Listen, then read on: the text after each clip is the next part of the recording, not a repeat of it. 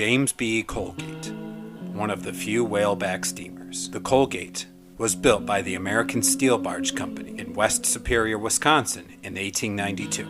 The Colgate was owned by the Pittsburgh Steamship Company, and she was operated throughout the Great Lakes, shipping goods all over her region. The Colgate's maiden voyage occurred on September 21st, 1892, and all throughout her history she had 24 good years overcoming numerous storms across the Great Lakes.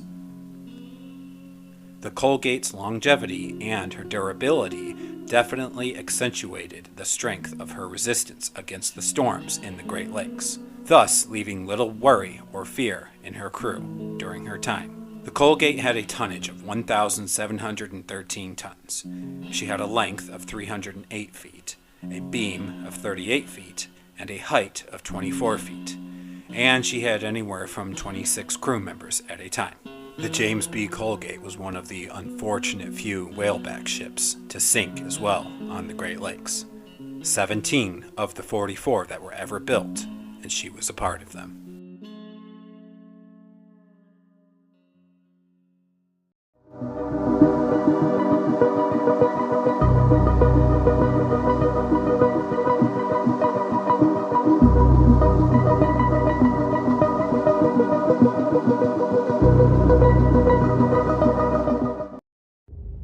October 20th, 1916 is definitely a day to remember for a storm on Lake Erie.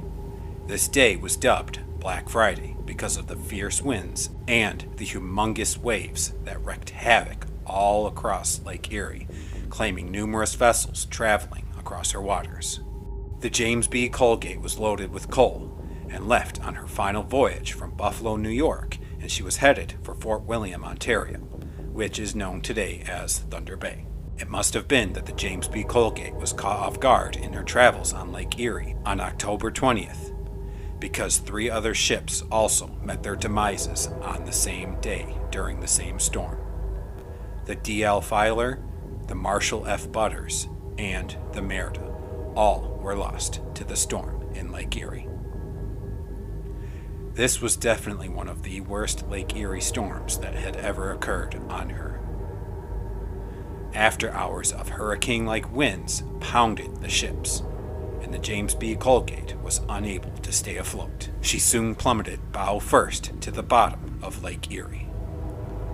The Colgate sank because of the amount of water that was pouring into her cargo holds at the time of the storm, and it was just too much for the pumps to empty her and keep her afloat. The Colgate's crew knew that the ship was in desperate peril, but had no means of communicating or sending out a distress signal to other ships. Captain Groshaw was the only survivor of the Colgate. He had been aboard the Colgate for over 10 years as a first shipmate. This was his first voyage as captain. The Colgate was only fitted with 1 lifeboat, forcing the crew to rely heavily on life preservers to save their lives out on the lake. The devastating ferocity of the storm negated the whole purpose of the life-saving preservers, and this resulted in the drowning of the entire crew or being taken down with her during the storm. Captain Groshaw was one of only 3 crew members to find the lone life raft floating out on Lake Erie after the Colgate went down. 3 men struggled to stay aboard the tiny raft, and it was tossed about by the waves all throughout the night. By morning, Captain Groshaw was the only man to survive from the remaining crew members of the Colgate. After numerous hours had passed, Captain Groshaw finally spotted a passenger boat. His hope of rescue, however, was quickly diminished, as the boat did not see or hear him screaming out for help. It wasn't until dawn on Sunday morning that the half-dead captain found refuge from the car ferry Marquette and Bessemer No. 2. Captain Groshaw was one of the few survivors to tell the story of the Black Friday storm. All throughout the remainder of his life, he suffered from the guilt of losing his entire crew. The Colgate remained a mystery and her location unknown until 1991, offshore of Erie, Ontario. The Colgate was finally located. Her wreck is upside down at the bottom of Lake Erie. It's hard to say if the devastation from the Black Friday storm could have been avoided. The other ships that perished, like the lumber carrier Marshall F. Butter, sank, but all of her crew were rescued. The schooner D.L. Filer went down. However, only one sailor who clung to the mast during the entire storm was rescued. And finally, the Merida also lost all 23 on board when she sank as well in the Black Friday storm.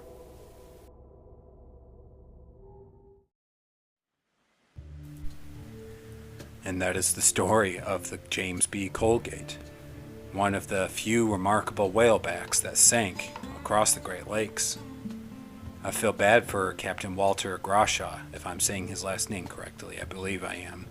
And, man, that survivor's guilt, that must have been just suffering to live through, which is not unheard of, being the only survivor, not only in shipwrecks, but you hear in other things like in wartime or whatever, where when there's only one survivor or so, and you hear the guilt that people have to live with afterwards. But my heart definitely goes out to him. I hope he found some peace in the end from that horrible experience of that storm out there. And God rest his soul. I pray him and the rest of the crew are at peace as well right now. But definitely a shorter story on this one, but I wonder how much notice, or maybe on the barometer, these ships were able to know that possibly this storm was brewing, or at least on the verge of coming. Or maybe again it was one of those freak storms that must have accumulated so quickly out there that it caught them all off guard. But yeah, this is a story that I don't usually get to share too often, but they're definitely out there. There's definitely stories of ships sinking on Lake Erie, and I wanted to change it up, and hopefully I can find something for Lake Ontario. I believe so. But that will do it. Again, thank you guys so very much for joining me on this episode of Songs of the Great Lakes. If you come across any interesting tidbits of information, or you just want to share your opinion down below, please do so. But until then, and the next episode, God bless you all, and see you again.